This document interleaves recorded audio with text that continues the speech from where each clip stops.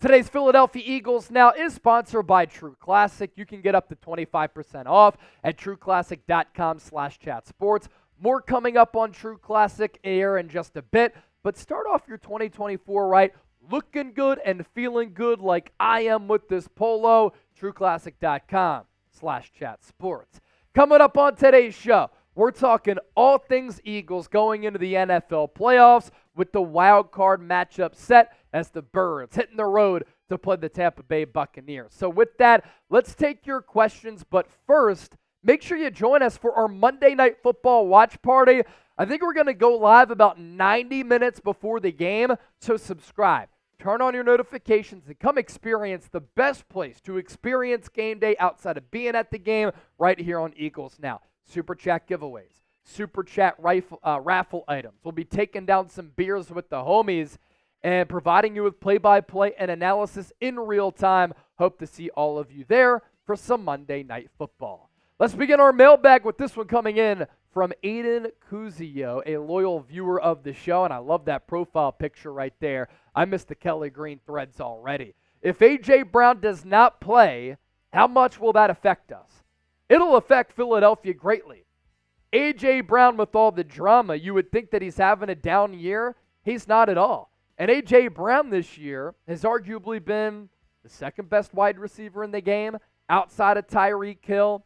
And the last 2 years, he has just been a dominant playmaker on the outside. You can tell that A.J. Brown has a lot of confidence in him. He's a player that has a diverse route tree. He can pick up yards after the catch with his speed, acceleration, and physicality and being able to break tackles. But what's underrated about his game, his ability to get vertical and be an explosive element for the Eagles offense. And Jalen Hurts, we know that the Eagles offense is desperate for the explosive play. Hurts likes to sometimes just throw it downfield to A.J. Brown, to let him come down with some of those contested catches. And this year, if A.J. Brown doesn't play, you're without a player who was targeted 158 times, career high for him, for 106 catches, career high, and 1,456 yards, 40 below what he had last year. And you'd see a lot of Devontae Smith, who is going to play in this game, and I imagine a lot more from Dallas Goedert, and a lot more running with DeAndre Swift. The problem with the Eagles offense, no real reliable option at that wide receiver 3 spot. Julio Jones, washed. Alameda Zaccheaus is what he is. Quez Watkins, fraud. Sava, my confidence level for an Eagles win is at a 50. I'm staying neutral. Right down the middle, I see. But hopeful for this team to shock everyone in the playoffs and win it all. For as much as we've been frustrated with this Eagles team over the last month and a half, as they've lost 5 of 6, as bad as they've looked, if they make it to the Super Bowl, can you imagine how much the tune in the city is going to change and how much excitement there's going to be? And let me ask you this. Would you really be all that shocked if the Eagles found their way to Las Vegas? They have a lot of talent on offense. Now, my concern, Eagles defense can't stop anybody. But what if they start to get to the opposing quarterback and they give that secondary a boost by not allowing the quarterback to have all day to throw? That's the recipe for Philadelphia to make a deep run. The issue, though, if we have no upsets in the first round, Philadelphia might have to go on the road to Dallas. Cowboys haven't lost at home. They might have to go on the road to play the San Francisco 49ers, who boat raced the Eagles back in Week 13. Those are 2 difficult matchups. I like the Eagles' opportunity to win if they have to go to Detroit, and I'm not counting this team out by any means, but right now they need to get their mojo back, their swagger back, their confidence back. I got my swagger back. We need the Eagles to do that, and they haven't had that over the last several weeks.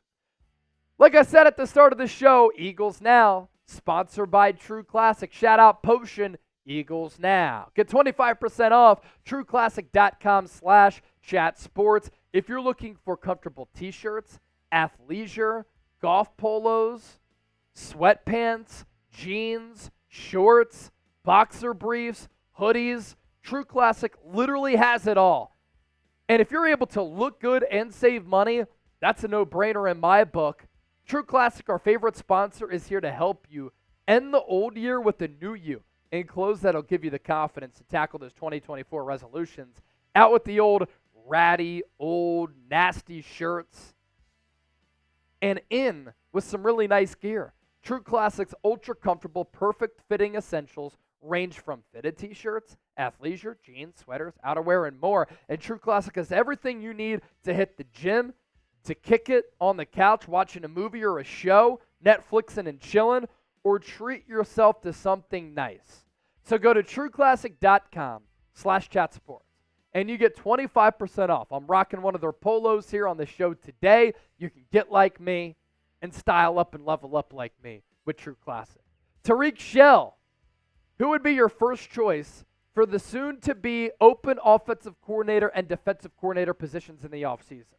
My number one defensive coordinator hire would be Jesse Minter, who is the Michigan defensive coordinator, pro-level scheme that's really taken over the NFL. It's the same scheme at Michigan that Mike McDonald, former Michigan defensive coordinator, is running right now with the Baltimore Ravens, number one defense in the NFL. They flustered and confused the Niners offense back a couple of weeks ago on Christmas. So Jesse Minter, who I had an opportunity to talk with and interview in the lead up to the national championship game, would be my number one hire there. Really blown away by his focus, by his intensity, with his communication skills, his overall scheme, his play calling, and he just carries himself like he's in control. And I like that. I think he's a rising star in the coaching industry. Let me throw out a wild card for offensive coordinator here. The Miami Dolphins haven't been able to beat a lot of teams with a winning record. And when they've gone up against physical teams, they've got punched in the jaw. They haven't been able to respond. And I think that the Dolphins are going down to the Kansas City Chiefs. They have to go on the road. They never win games when it's below 32 degrees. And now it's going to feel like minus 20 at Arrowhead Stadium in Kansas City. What if Mike McDaniel gets fired? I'd make him my offensive coordinator in a jump. The other offensive coordinator that I do want to talk about here is a wild card, but it's a name who a lot of you are familiar with. G.J. Kinne. G.J. Kinne is my guy who I really like. He's a Texas State legend, and G.J. Kinne, they just won the First Responder Bowl. First bowl in Texas State history. He was with the Eagles during his playing career, actually, in the preseason. 2013 to 2015, a practice squad guy. He was also with Philadelphia as an offensive special projects coach in 2019. He was at Incarnate Ward, and now he's with Texas State. He has an overall record of 20-7. And G.J. Kinne, the offensive stats, he runs a modern scheme and scores a lot of points. He's very creative, and I think actually he's going to be a future head coach. In 2022, before G.J. Kinne, 21 points per game, 325 yards per game. In 2023, after G.J. Kinne at Texas State, 36 points per game, 457 yards of offense per game. When he was the head coach at University of Incarnate Ward, before G.J. Kinne, 39 points per game, 513 yards per game of offense. In 2022, after G.J. got hired, 51 points per game, 721 yards per game. So at Texas State and Incarnate Ward, his offenses from before they hired him to after him went up by about 2 touchdowns. It's pretty impressive. And I like his play calling, his play design, his scheme. Those are the 2 names right there. Carol Hosey, I'm curious to get your reaction to possibly getting Cliff Kingsbury as offensive coordinator. I know it's an out-of-the-box hire, but I wanted to get your opinion. Love you, Chase. I love you too, Carol. Thanks for watching the show, and I love everybody who continues to support the program here. I'm humbled to be able to do this and host this program as a guy who grew up in the Philadelphia area dreaming of talking Eagles for a living. Yeah, look, Cliff Kingsbury, like the same things that I said about G.J. Kinne, Mike McDaniel, creative offensive mind, pre-snap motion, they implement a lot of that. Now, Kingsbury is a Mike Leach disciple, and he runs more of the air raid as compared to a McDaniel who's running the outside zone, which incorporates a big running game. Cliff Kingsbury, why I'd be lukewarm on that. I'm not sure that he could really scheme up a good running scheme because it's such a pass-happy system because that's what the air raid is. You spread out 4 wide receivers, they get upfield. And there aren't a lot of nuances to what he likes to run, but he is a younger, creative offensive mind who can maybe add some more wrinkles to that. But I'd be lukewarm on him as compared to a Mike McDaniel or a G.J. Kinne. Byron Nails, real one right here. One of our loyal viewers, subscribers, super chatters, and just a legend. Do you think we're hiding a scheme to bring it out against the Buccaneers? According to Chad Johnson, Ocho Cinco, by the way, the numbers on him and Shannon Sharp's podcast are crazy. They get like 50,000 people watching live at one point. It's nuts. But he was in the car going to Philadelphia. He knows a lot of players on this Eagles team and knows the organization well. I'm not sure what the tie is there. But he made the claim that the Eagles have been playing possum. And he thinks that the Eagles are going to shock a lot of people and they're going to turn it on. I disagree. I don't think that you can play possum in the NFL. I know Dallas Goedert also alluded to that they were looking ahead to getting toward the playoffs because they had that Super Bowl fatigue potentially. They've looked so bad. The play calling's been awful. The play design, the system, the scheme, it's been horrible. And the Eagles' defense has also been horrendous. And what are we doing defensively? Bad communication. And why the hell is Hassan Reddick dropping back in coverage when he's one of the best pass rushers in the game? Would the Niners drop back Nick Bosa? Would the Browns drop back Myles Garrett? Would the Pittsburgh Steelers drop back T.J. Watt? Hell no. Why are we doing that with a similar player in Hassan Reddick? Doesn't make a lot of sense. Now, Byron, what if the Eagles come out and dominate the Tampa Bay Buccaneers? And they have a lot of creativity. And the defensive scheme, offensive scheme looks a lot different.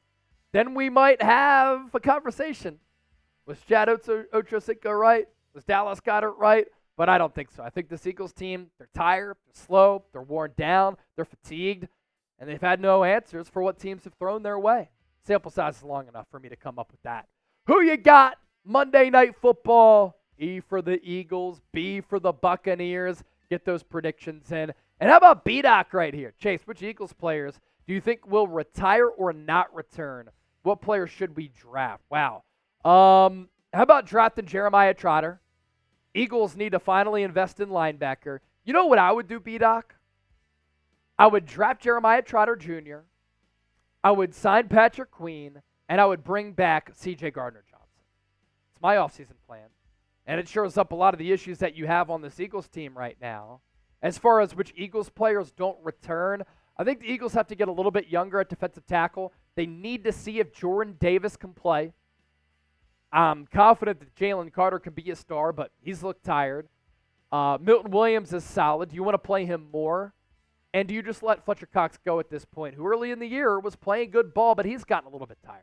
So I think he might move on.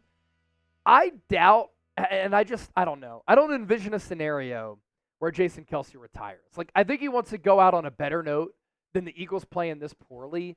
And when I watched that documentary, he shot the documentary knowing that he might retire. And the plan was actually to retire. But then he felt good. And he even said in the doc, like, look, as long as I continue to feel good, I want to continue to play. And he's played at a really high level this year. And was just voted on to be an All-Pro by the NFL Players Association. So I think that he might come back. Brandon Graham might not come back. I think the Eagles have to get a little bit better at defensive end because their pass rushing has not been good this year. So those are some thoughts there. It's playoff time. If you want the Eagles to win, type FTB down in the comment section. This week, it's all about getting the vibes back up. And that's what I'm trying to do here on Eagles Now. So follow suit.